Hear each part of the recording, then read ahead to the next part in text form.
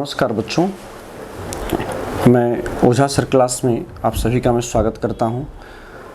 पुनः आपके सामने एक नए वीडियो क्लास 10th के लिए जो सेमुसी भाग 2 आप पढ़ रहे हैं, इसमें आज हम लेसन 4 को देखेंगे, चतुर्थ पाठ। ठीक है। और लेसन 4 में जैसा कि आपको पता है, शिशु लालनम ये दिंगनांग कवि के द्वारा रचित ये कथा है।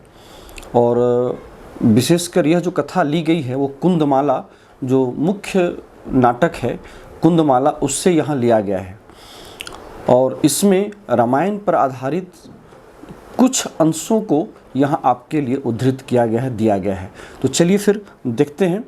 अब यहाँ से आपका जो मेन कथा है, जिससे कि आपको बोर्ड में प्रश्न पूछे जाएंगे, वो यहाँ से आपका शुरू होता है। सिंहासनस्थ रामः, सिंहासन पर स्थित राम हैं, सिंहासन पर राम बैठे हुए हैं। ततः प्रविशतः, तभी प्रवेश होता है। विदूषकेन उपदिश्यमान मार्गौ तापसौ कुशलवौ, तथा विदूषक के द्वारा, है ना, दोनों जो तपस्वी लव कुश हैं, उन दोनों लव कुशों को उपदिश्य मार्ग का रास्ता दिखाते हुए उनका विदूषक का प्रवेश होता है। ठीक है। यहाँ पर तोड़ेंगे दो शब्द आएगा, विदूषकेन जोड़ उपदिश्य मान मार्गौ। विदूषकेन, विदूषक के द्वारा, उपदिश्यमान उपदेशित किया जाता हुआ, मार्गौ, मार्ग में दोनों तपस्वी लौ और कुश को निर्देशित किया जाता दिखाया जा रहा है। विदूषक कहता है इतो आर्यो, हे आर्य इधर से चले, इधर से चले। ठीक है। विदूषक कुश लवौ, फिर कुश और लौ कहते हैं। यहाँ पर यदि कुश और लौ को देखें तो यहाँ पर द्वंद्व समास है, कुशः च लवः च इति कुश लवौ। ठीक है।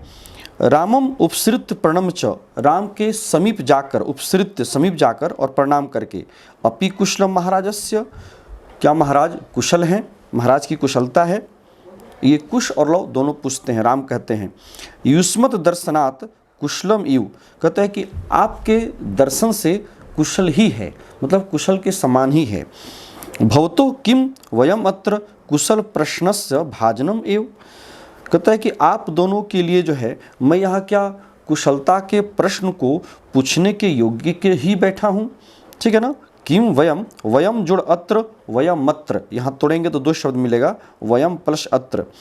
कुशल प्रश्नस्य, भवतो मतलब आप दोनों के, मतलब लौ और कुश ने जो उनकी जो कुशलता पूछी, तो उस कुशलता के उत्तर में इन्होंने कहा कि आपके कुशलता के प्रश्नों के उत्तर को देने के लिए ही मैं यहाँ बैठा हूँ। मतलब तात्पर्य कहने का ये है कि मेरा भी अपना एक धर्म है, मेरा भी एक कर्तव्य है कि अतिथि के लिए मैं भी स्वागत करूं, उसे आलिंगन करूं। इसी बात को यहाँ कहा जा रहा है। तो कहा कि भवतो किम वयमत्र कुशल प्रश्नस्य भाजनम एव, उसी के लिए मैं क्या योग्य हूँ, केवल कुशल प्रश्नों के जवाब देने के लिए मैं यहाँ पर योग्य हूँ। न पुनः अतिथि जन समुचितस्य कंठाश्लेषस्य, कहता है पुनः जोड़ अतिथि जन समुचितस्य, कहता है पुनः तो फिर जो है अतिथि जन के जो समुचित, जो उनका स्वागत होना चाहिए। ठीक है ना। कंठाश्लेषस्य, कंठाश्लेषस्य आलिंगन करके, दोनों को गले मिल करके, तो वो करना चाहिए। तब जो है उठते हैं और परिसज्य, गले मिलकर, परिसज्य हो गया, दोनों एक दूसरे के गले मिलते हैं और गले मिल करके जैसे एक दूसरे का आलिंगन करते हैं। अहो हृदय ग्राह्य स्पर्श, अरे ये तो बड़ा ही हृदय को छू लेने वाला स्पर्श है। ये राम की अपनी अनुभूति हो रही है। जैसे लौ और कुश को दोनों को गले से अपने गले में लगाते हैं, आलिंगन करते हैं, तो उन दोनों का जो स्पर्श है वो बड़ा ही हृदय को आनंद देने वाला स्पर्श उन्हें महसूस होता है राम को। अब चलिए आगे। आसनार्धम उपवेशयति, मतलब आधे सिंहासन पर वो उन दोनों को बैठा लेते हैं। चूँकि पूरे सिंहासन पर अकेले बैठे हुए हैं, तो लौ और कुश को ही बगल में दोनों आधे सिंहासन पर उससे बैठाते हैं। ठीक है। आगे देखिए। उभव, उभव मतलब वो वे दोनों कौन, लौ और कुश। राजासनम खलवेतत न युक्तम अध्यासितुम, कहता ये जो है खलु जोड़ एतत, खलवेतत यहाँ पर तोड़िएगा तो दो शब्द मिलेगा, खलु प्लस एतत। यहाँ पर यदि आप देखें, यदि संधि को, तो खलु जोड़ एतत हो जाएगा, है ना, खलु एतत यहाँ इसका। तो निश्चित रूप से, खलु मतलब निश्चित रूप से, निश्चित रूपेण, एतत् मतलब यह राजासन, यह राजा का आसन है। सो इसलिए जो है युक्तम अध्यासितुम अध्यासितुम, कहता यह जो है यहाँ पर बैठना उचित नहीं है, ठीक है ना। युक्तम अध्यासितुम न, न मतलब नहीं, यहाँ पर बैठना उचित नहीं है, मतलब ये राजा का आसन है, इस राजा के आसन पर हम दोनों बैठने योग्य नहीं हैं, ठीक है ना। तब राम कहते हैं सव्यवधानम न चरित्र लोपाय, सव्यवधानम व्यवधानीन सहितम, व्यवधान के साथ चरित्र का लोप नहीं होता है। तस्मात् अंक व्यवहितम अध्यास्यताम सिंहासनम, इसलिए, तस्मात् मतलब इसलिए आप क्या करें, हमारे चूंकि हृदय के करीब हैं, अंक मतलब होता है गोद, हृदय से यहाँ भाव है, तो इससे आप व्यवहित नहीं होने के चलते आप क्या करें, आप सिंहासन पर बैठें। अंकम जोड़ उपवेश्यति, अंकम, अंकम अंक कहते हैं गोद को, क्रोडे, अंकम गोदम, यहाँ अंक का अर्थ डिजिट न मान करके अंक मतलब गोद है, जिस बच्चे को लोग गोद में बैठाते हैं।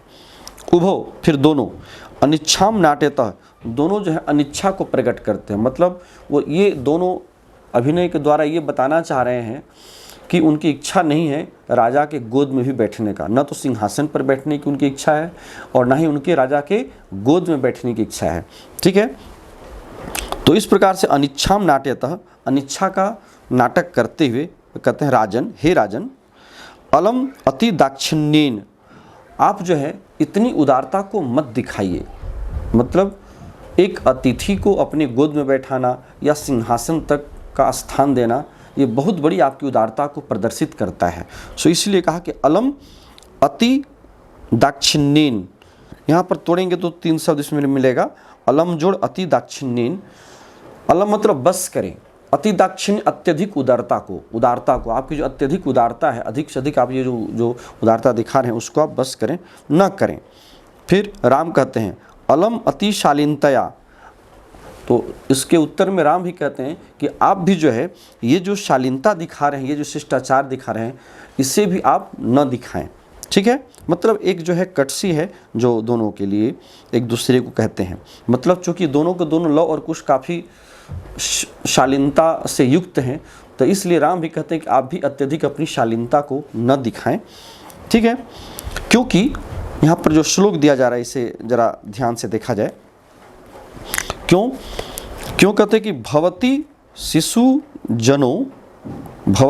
शिशुजनो वयः अनुरोधात् गुणमहतामपि लालनीय एव व्रजति हिम करो अपि बाल भावात् पशुपति मस्तक केतगच्छदत्वम, कि गुण महताम अपि कहता है बड़े से बड़े महान गुणी लोगों के लिए भी, ठीक है ना, छोटी उम्र होने के कारण, वयः अनुरोधात, यहाँ पर देखिए वयः जोड़ अनुरोधात, वयः मतलब उम्र होता है, वयः प्लस अनुरोधात,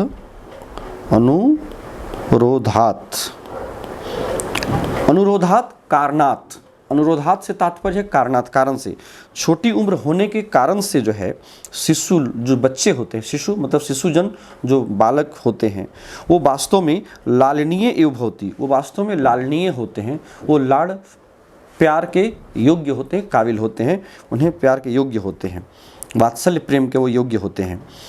कहता ठीक उसी प्रकार से, जिस प्रकार से कि हिमकरः अपि बाल भावात पशुपति मस्तक केतगच्छदत्वम, कहता है हिमकरः जुड़ अपि हिमकरः अपि, यहाँ देखेंगे तो यहाँ भी 2 शब्द आ जाएगा, हिमकरः प्लस अपि। हिमकरः कहते हैं चंद्रमा को, हिमकरः मतलब चंद्रमा, हिमम करोति इति हिमकरः, जो शीतलता को प्रदान करता हो उसी को हम लोग चंद्रमा के लिए यहाँ पर विशेषण यूज हुआ हिमकर। तो कहा कि हिमकरः अपि बाल भावात, यही कारण है कि हिमकर चंद्रमा भी जो है बाल भाव के कारण, बाल्यावस्था के कारण, जब वो बाल्यावस्था में होते हैं चंद्रमा, मतलब जब वो प्रारंभ होते हैं उगने के लिए, है ना, प्रतिपदा से, तो उस स्थिति में देखेंगे बड़ा है वो कोमल दिखते हैं। यही कारण है कि वो बाल भाव के कारण से ही चंद्रमा जो है वो वास्तव में शिव, पशुपति कहते हैं शिव जी को, शंकर जी को, तो शिव के मस्तक पर आप देखेंगे, शिव के मस्तक पर जो चंद्रमा दिखते हैं तो वो शिव के मस्तक पर बाल भाव के कारण ही जो है वो वास्तव में केतक छदत्वम, केतक के फूलों की आभूषण के रूप में वो सुशोभित होते हैं। राम कहते हैं एस भवतो सौंदर्य अवलोकित जनितेन कौतूहलेन पृच्छामि, कहता यह जो है आप दोनों के सौंदर्य अवलोक जनितेन, आप दोनों की सुंदरता, सौंदर्य कहते हैं सुंदरता को, सौंदर्य अवलोकन जनितेन उत्पन्न, जनित मतलब उत्तम, मतलब सुंदरता को देख करके आप दोनों की जो यह जो सुंदरता है उसको अवलोकित करके देख करके उसकी सुंदरता के देखने के चलते उत्पन्न जो कौतूहल है, ठीक है ना, जनितेन कौतूहलेन, कौतूहलेन का यहाँ पर देखिए जनितेन जो है वो विशेषण है, ये इसके लिए आया है कौतूहलेन के लिए, इसलिए दोनों में एक समान विभक्ति है। तो सौंदर्य से अवलोकित उत्पन्न जो कौतूहल है, मतलब आप दोनों की सुंदरता को देखने के बाद मेरे मन में जो कौतूहल, जो उत्सुकता जो उत्पन्न हुई है, जानने की इच्छा, इसलिए मैं पूछता हूँ कि क्षत्रिय कुल पितामहयो सूर्यचंद्रयो को वा भवतोर वंशस्य कर्ता, क्या चूँकि आप क्षत्रिय कुल में आप अपने पितामहों के, मतलब आपके जो पूर्वज रहे उनके जो कुल का जो देवता रहे हैं वो कौन से हैं, वही कहा कि सूर्य चंद्रो, सूर्य और चंद्रमा में कौन से जो है आपके भवतो वंशस्य, भवतो जुड़ वंशस्य, भवतो यहाँ पर विसर्ग होगा, व के ऊपर लगा हुआ जो रेफ है यहाँ देख रहे हैं व के ऊपर, वो टूटेगा तो विसर्ग में बदल जाएगा, हो जाएगा भवतो प्लस वंशस्य, आप दोनों के वंश के कर्ता कौन हैं, सूर्य अथवा चंद्रमा, मतलब आपके कुल देवता यदि कहे जाएं तो। फिर लव कहते हैं भगवान सहस्र दिधीति, सहस्र दिधीचि हजारों किरणों वाले, अर्थात सूर्य, ये सूर्य के लिए पर्यायवाची शब्द यहाँ पर विशेषण यूज हुआ है, सहस्र दिधीति, कहता है भगवान सूर्य हैं, मतलब हमारे कुल के यदि कुल देवता अगर देखें तो वो भगवान सूर्य हैं। राम कहते हैं कथम अस्मत् समान अभिजनौ संवृतौ, कहता कथम कैसे जो है हमारे समान ही जो है इनका भी वंश मिलता है, संवृतौ दोनों एक दूसरे के, माने जो देवता हमारे कुल के हैं वही देवता इसी इनके भी कुल के हैं, मतलब हम दोनों के कुल देवता जो एक समान मिल रहे हैं। विदूषक कहता है किम द्वयोः अपि एकम एव प्रतिवचनम, क्या दोनों का उत्तर एक ही है, द्वयोः जुड़ अपि जुड़ एकम जुड़ एव, यहाँ पर तोड़ेंगे तो देखिए अलग अलग शब्द निकलते हैं संधि में, कहता द्वयोः, ठीक है ना, द्वयोः प्लस अपि, द्वयोः प्लस अपि प्लस एकम जोड़ एव, एकम प्लस एव, यहाँ पर इसको यदि आप तोड़ेंगे तो यहाँ पर इतने सारे शब्द निकलेंगे, द्वयोः जुड़ अपि जुड़ एकम जुड़ एव, कहता क्या दोनों का मतलब लव और कुश, आप दोनों का जो है क्या एक ही उत्तर है, प्रतिवचनम उत्तरम, प्रतिवचनम का तात्पर्य उत्तरम से है।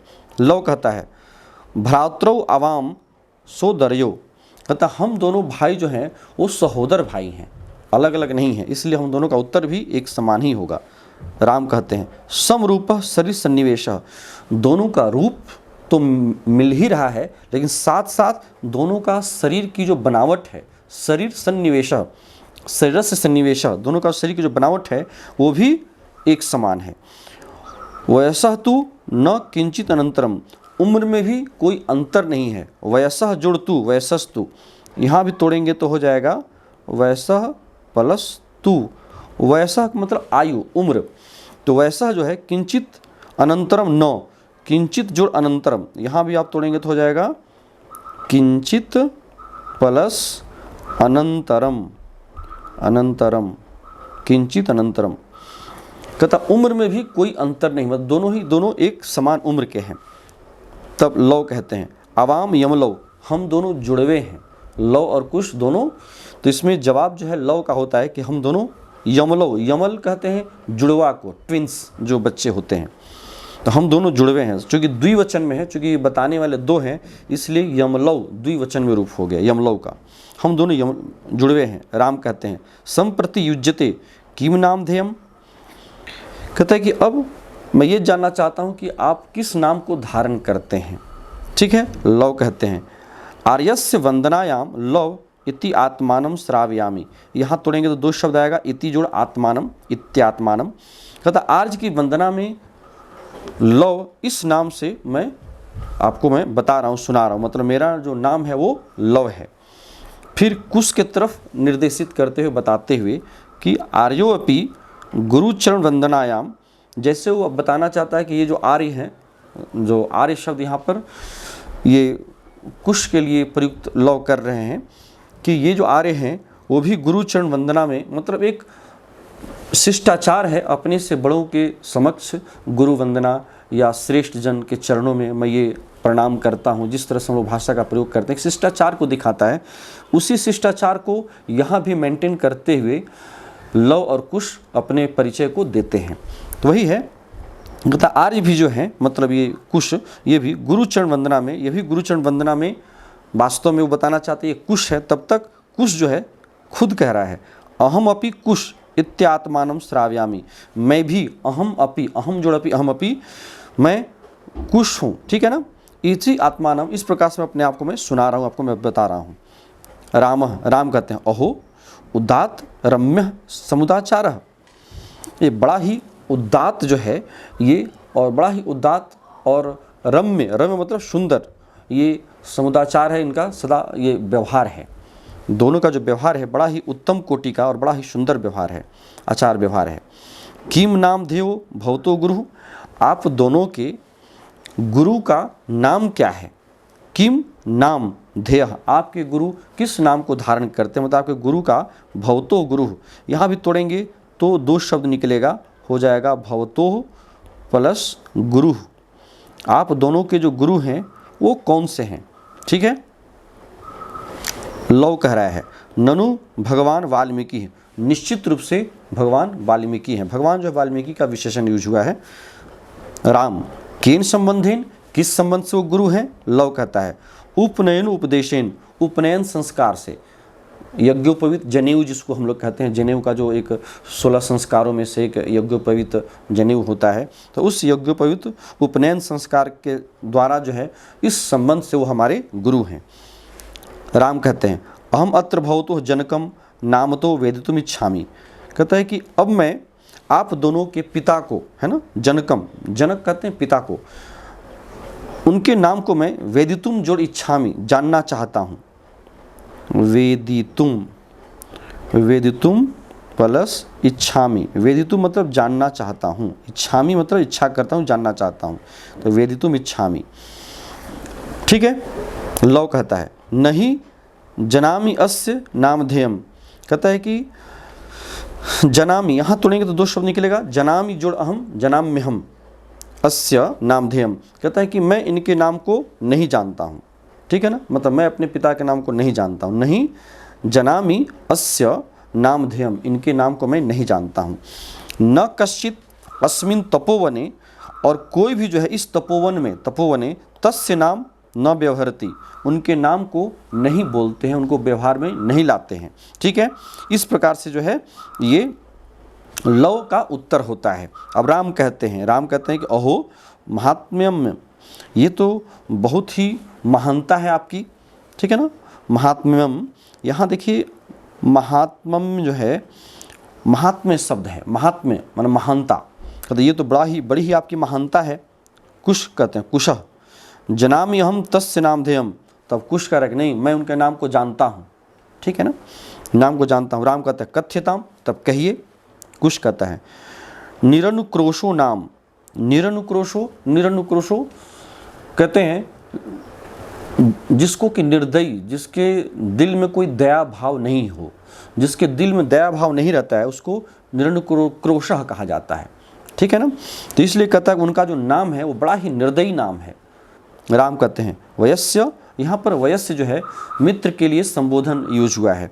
कहता वयस्य अपूर्वम खलु नामधेयम, बड़ा ही अपूर्व नाम है हे मित्र, ये तो बड़ा ही विचित्र नाम है कि लोग उनके नाम को लेते नहीं हैं, ठीक है। तब विदूषक कहता है विचिन्त्य, कुछ सोच करके, एवं तावत पृच्छामि, अच्छा इस प्रकार से तब पूछता हूँ, ऐसा मन में सोच करके। निरनुक्रोश इति कह एवं भनति, कहता निरनुक्रोश यह जो शब्द प्रयोग करता है यह कौन इस प्रकार से बोलता है?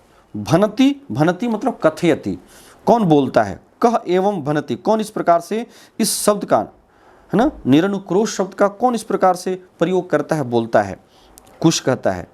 अम्बा, अम्बा मतलब माता, उनकी जो माता जो सीता थी वो निरनुक्रोश क्रोश शब्द का प्रयोग करती है राम के लिए, उसके पिता के लिए। विदूषक, किम कुपिता एवं भनति, क्या वो क्रोध में ऐसी बोलती हैं? अथवा उत प्रकृतिस्था, अथवा स्वाभाविक रूप से वो बोलती हैं।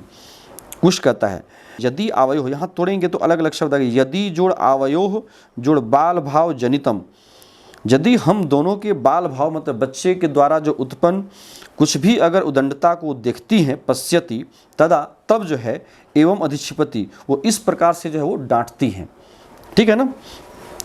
निरनुक्रोशस्य पुत्रो, अरे निर्दयी के पुत्रों, ये संबोधन है उन दोनों पुत्रों के लिए, ये उसकी माता करती है। माँ चापलम इति, तुम चंचलता मत करो, इतनी चंचलता तुम मत करो, इस प्रकार का जो है वो संबोधन हम लोगों के लिए करती है। ये बात जो है कुश कह रहा है। विदूषक, एतयोः यदि पितुः निरनुक्रोशः इति नामधेयम्, एतयोः जननी तेन अवमानिता निर्वासिता एतेन वचनेन दारको निर्भत्स्यति। ठीक है। तो एतयोः यदि पितुः निरनुक्रोशः इति नामधेयम्, कहता है कि इन दोनों के यदि पिता के लिए निरनुक्रोश शब्द का प्रयोग किया, निर्दयी शब्द का प्रयोग किया जाता है, तो निश्चित रूप से इसकी माता जो है उनके द्वारा तेन अवमानिता, उनके द्वारा अपमानित की गई होगी, अथवा निर्वासिता, अथवा निकाल दी गई होगी। इसी कारण से इन दोनों बच्चों के लिए जो है दारको, दोनों पुत्रों को इस कारण से जो है इस वचन के द्वारा जो है वो उन्हें उलाहना देती है, निर्भत्स से उसकी निंदा करती है, उसे डांटती है। ठीक है। राम कहते हैं स्वगतम धिंग माम एवं भूतम, मुझको जो है अपने आप पर बड़ा ही ये धिक्कार है। इस प्रकार की जो बातें होती है ये मुझे भी अपने आप पर धिक्कार आती है। यहाँ पर ध्यान देने की बात है कि राम की कथा जो है लव कुश से बहुत मिलती जुलती है। वास्तविकता तो यही है कि उन्हीं राम के ये दोनों पुत्र हैं, लेकिन इस स्थान पर दोनों एक दूसरे को पहचान नहीं रहे हैं। न तो लव कुश ये पहचान रहे हैं कि राम हमारे पिता हैं, और ना ही राम ये पहचान पा रहे हैं कि लव कुश हमारे पुत्र हैं। लेकिन चूंकि दोनों की बहुत कुछ समानता मिलती है, इसलिए दोनों के प्रति जो है आकर्षण बना हुआ है। इस बात को जरूर हमें समझना चाहिए। यहाँ जो है वही चीज़ है कि माम एवं, तो ये अपने आप को कह रहे हैं कि मेरे द्वारा भी सीता को निकाल दिया गया, तो वो भी इसी तरह से सोचती होगी। इस बात को यहाँ बताया गया है।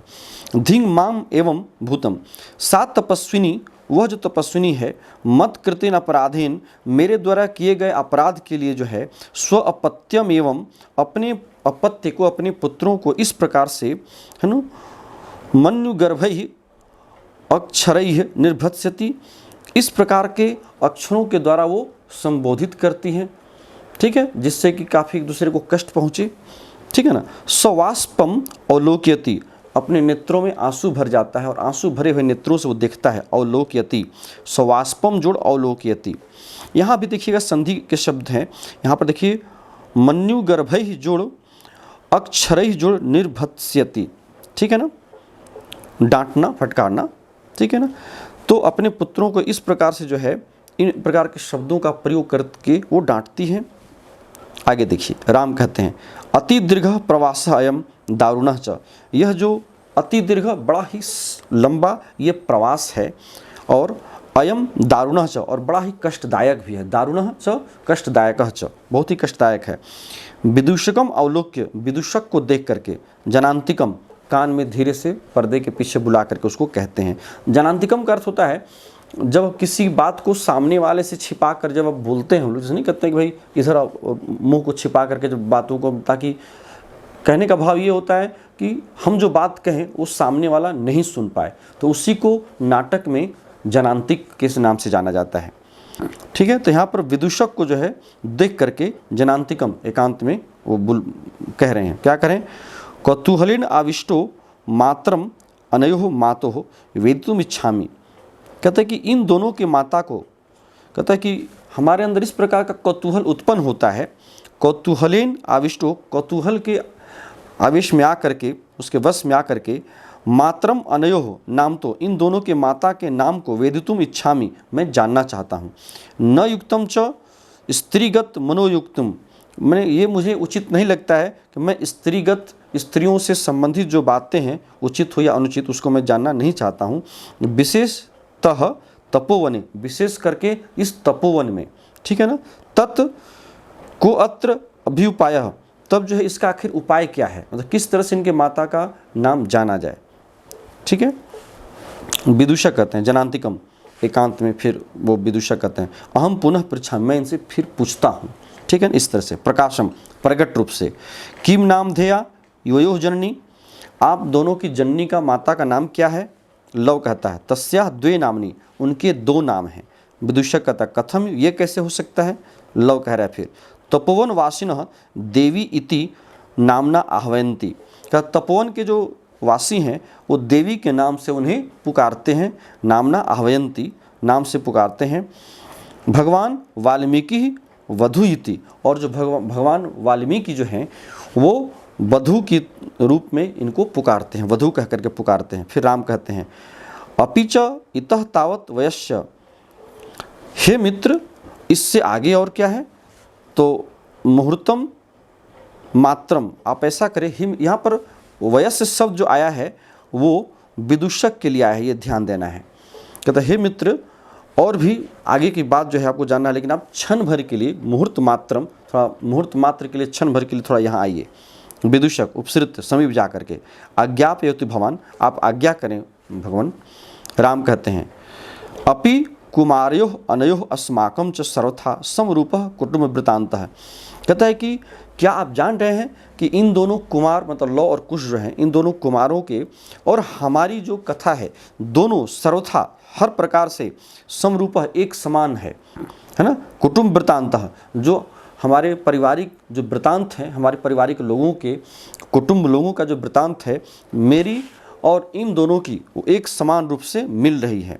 नेपथ्य में, तभी नेपथ्य में पर्दे के पीछे से ये एक आवाज़ आ रही है। क्या आवाज़ आ रही है। इयति बेला संजाता, इतनी बेला हो गई, इतना समय हो गया।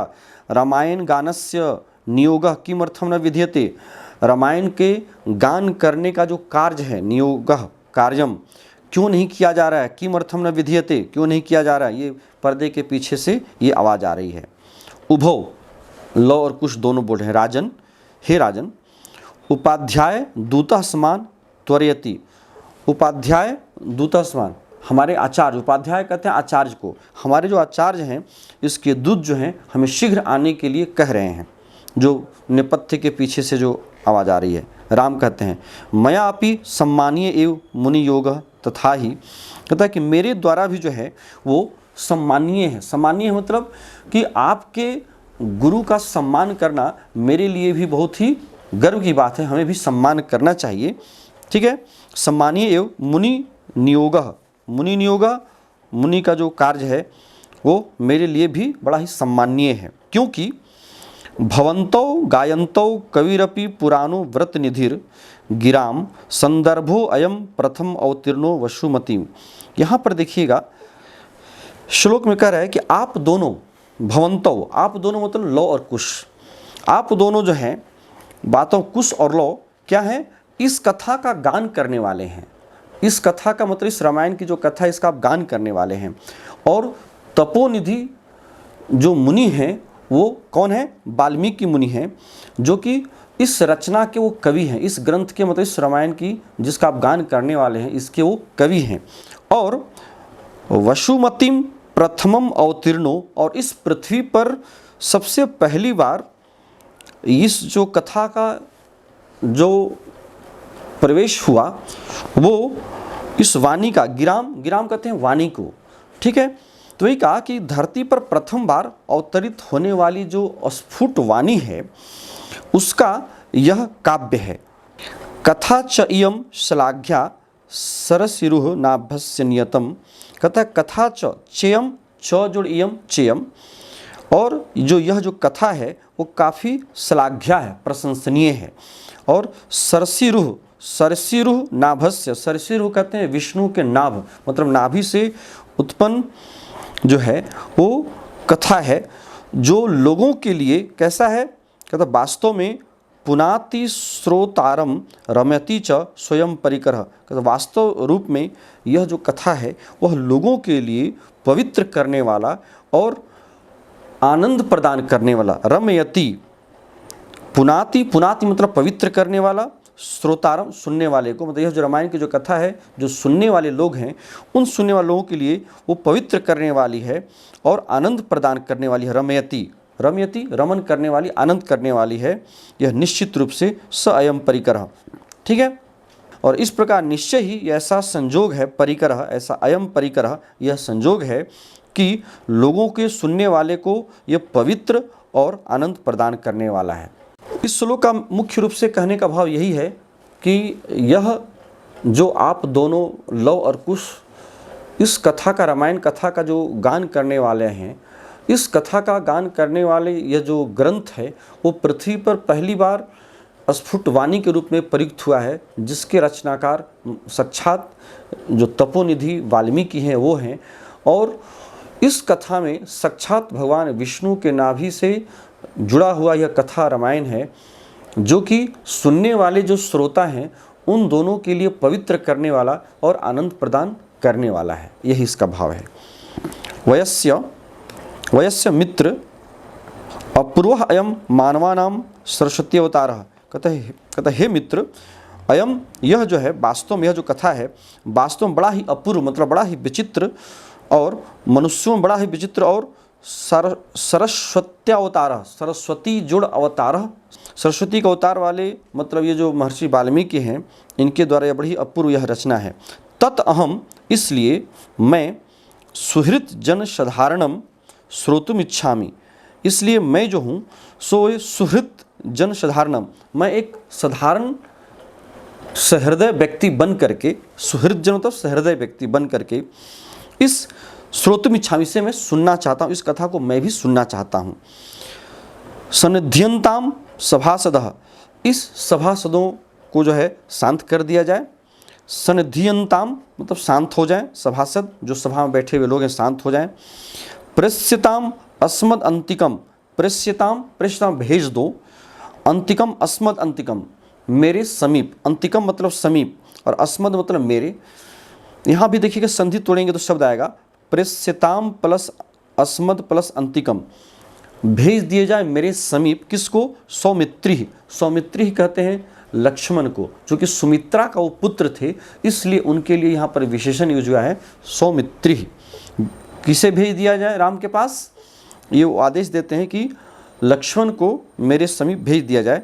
और मैं भी अहम जोड़ अपि जोड़ एतयोः जोड़ चिरासन परिखेदम विहरणम कृत्वा अपनयामि। और मैं भी, यहाँ पर देखिए इन शब्दों को यदि आप तोड़ दें तो हो जाएगा अहम जोड़ अपि, अहम जोड़ अपि एतयोः प्लस एतयोः, है ना, चिरासन, एतयोः प्लस चिरासन परिखेदम, चिरासन, चिरासन परिखेदम, इतने सारे शब्द इसमें टूटेंगे। मैं भी जो हूँ इन दोनों के साथ बहुत ही लंबे समय से आसन पर बैठने के कारण मुझे भी काफ़ी कष्ट हो रहा था। सो इसलिए मैं क्या कर रहा हूँ, मैं भी चाहता हूँ कि विहरणम कृत्वा, विहरण करके मतलब भ्रमणम कृत्वा, भ्रमण करके अपने इस दुख को अपनयामि मैं दूर करना चाहता हूँ। मतलब मन को इधर से उधर घूम फिर करके, अपने मन को दूसरी तरफ करके, जो इन दोनों के साथ बैठने के साथ इनकी जो अनुभूति मेरे अंदर में जो एक पीड़ा उत्पन्न करती है उसको मैं घूम करके मैं उसे दूर करना चाहता हूँ, अपनयामि मैं उसे दूर करना चाहता हूँ। इति निष्क्रांता से, ऐसा करके सभी के सभी निकल जाते हैं। और ये कथा यहीं पर, ये जो रामायण की जो आप जो कथा देख रहे हैं जो उत्तरार्ध भाग की थी वो यहीं समाप्त होती है। तो चलिए, मुझे उम्मीद है कि आपको ये वीडियो पसंद आएगा, ये चैप्टर पसंद आएगा। अगर इससे संबंधित कुछ और अगर आपके विचार हो तो ज़रूर हमें आप कमेंट के माध्यम से बताइए। नेक्स्ट वीडियो में आपसे मुलाकात होगी। चलिए, हमारे चैनल को सब्सक्राइब करते रहिए, देखते रहिए। बहुत बहुत धन्यवाद। Thank you.